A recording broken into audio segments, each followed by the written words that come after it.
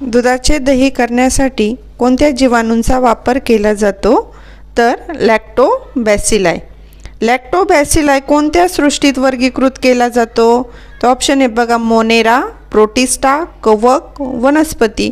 तर त्याचा आन्सर आहे मोनेरा. मोनेरा सृष्टीत जीवाणूंच्या व्यतिरिक्त आणखी कोणते सजीव येतात? नीलहरित शैवाल.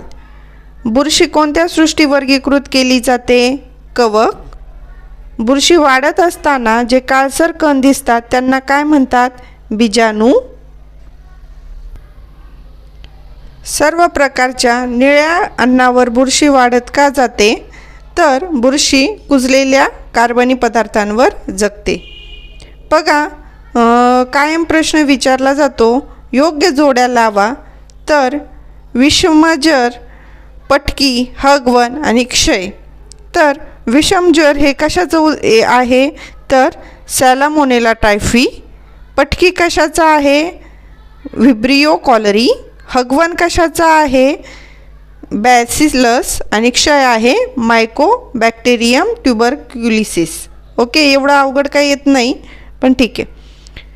तर 8वा जागतिक मधुमेह दिन कधी साजरा केला जातो? जागतिक मधुमेह दिन 14 नोव्हेंबर. जागतिक हृदय दिन हा 29 सप्टेंबर. जागतिक रक्त दिन हा 14 जून आणि जागतिक आरोग्य दिन हा 7 एप्रिल रोजी असतो. डॅश दर्शवण्यासाठी ए संज्ञा वापरली जाते. तर अणुवस्तुमानांक. एकाच मूलद्रव्याच्या अणूतील टिंबटिंब संज्ञा असल्यामुळे विविध समस्थानिके निर्माण होतात. तर न्यूट्रॉन्स.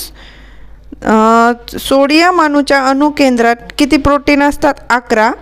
मूलद्रव्याच्या समस्थानिकात टिंबटिंबांची संख्या असते, तर इलेक्ट्रॉनची संख्या असते. इसवी सन पूर्व 6व्या शतकात टिंबटिंब याने असे सांगितले की प्रत्येक पदार्थ हा अविभाज्य असा घटकांनी बनलेला असतो. तर कणात.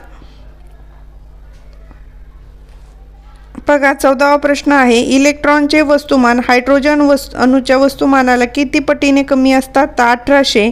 आणि n इलेक्ट्रॉन या कक्षेत जास्तीत जास्त किती इलेक्ट्रॉन सामावू शकतात? तर 32.